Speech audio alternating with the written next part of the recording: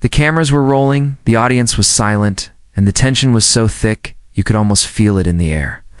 A senator with years of political power and privilege thought he was about to put a younger, outspoken congresswoman in her place. But what he didn't realize was that his attack would backfire spectacularly.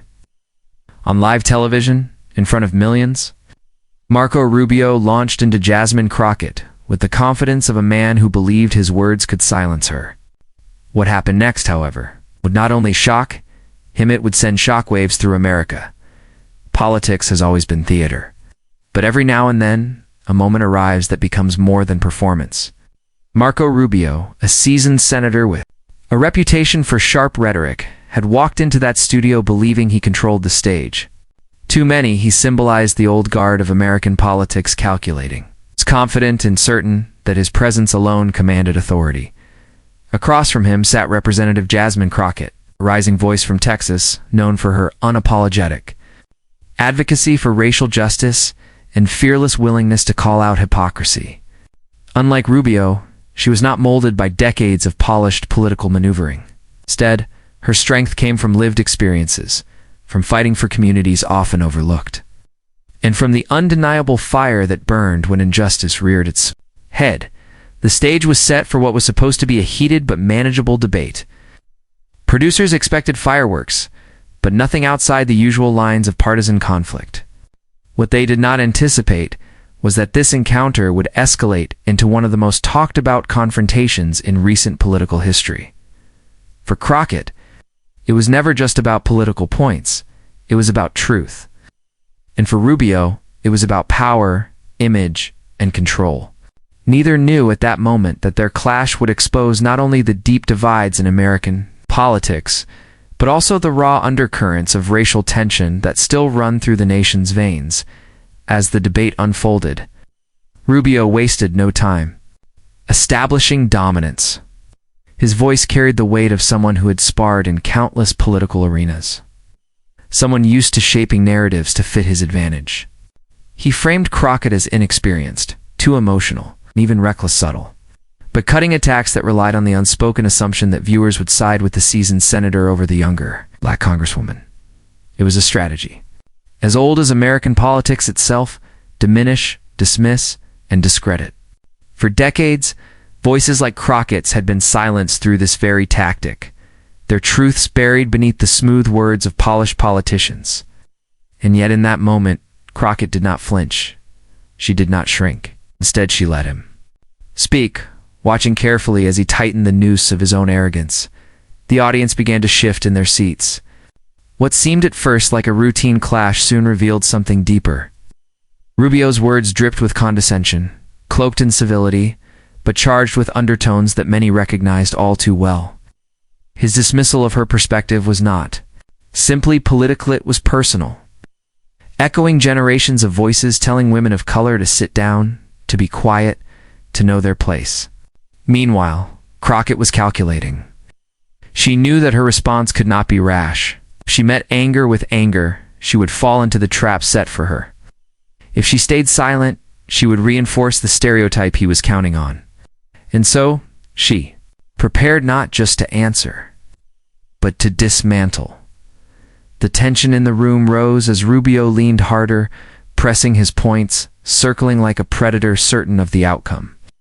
But what he failed to see was that Crockett was not prey. She was a storm, waiting for the perfect moment to break.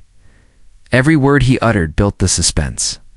The cameras captured his growing smugness, the tightening of his lips, the condescending tilt of his head.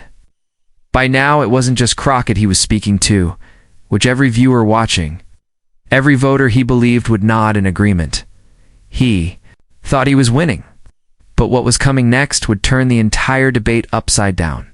Then it happened. Crockett leaned forward, her voice calm but laced with undeniable strength.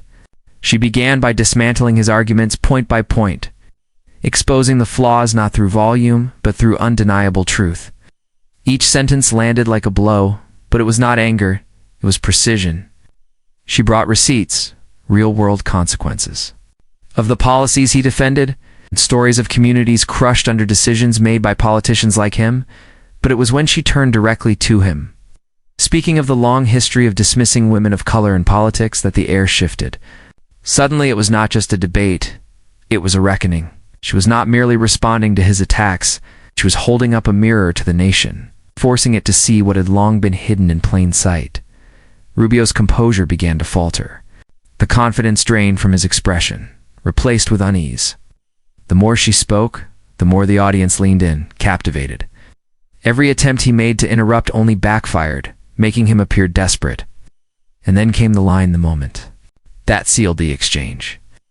With unwavering clarity, she told him that his attempt to silence her was not just about politics. It was about power, privilege, and fear of losing both. The silence that followed was deafening. Rubio, once so sure of himself, had no words left. He shifted in his seat, eyes darting, and for the first time in his career, the senator looked cornered. On live television, in front of millions, Marco Rubio, the seasoned politician, had been dismantled by truth itself. When the debate ended, the headlines exploded. Clips of Crockett's response went viral, spreading across social media with lightning speed. For some, it was the first time they had ever seen a politician refuse to bow to the quiet force of condescension. For others, was a reminder that America still had not reckoned with the deep inequities that shaped its politics. Rubio's team tried to spin the encounter, framing it as a misunderstanding, but the damage was done. The image of him shifting uncomfortably as Crockett spoke became the symbol of a new generation refusing to be silenced. But beyond the headlines and viral clips, the true impact was felt in living rooms and conversations across the nation. Young women of color saw themselves reflected in Crockett's defiance. Communities long ignored felt their struggles validated. And many Americans, regardless of party, recognized the courage it took to speak truth to power in a space it's designed to strip it away. This moment was bigger than two politicians. It's clashing on TV. It was about what happens when arrogance meets resilience, when power collides with truth, and when history's weight is challenged by those brave enough to carry it forward. And as viewers replayed the moment again and again, one question lingered. If voices like Crockett's can rise and shatter the silence, what else is possible in a nation still fighting to define justice? 'Cause in the end, it wasn't just that Marco Rubio attacked Jasmine Crockett. I think it was that, in the face of his attack, she stood tall, spoke truth, and made him run away, not just from her words, but from the reality they exposed.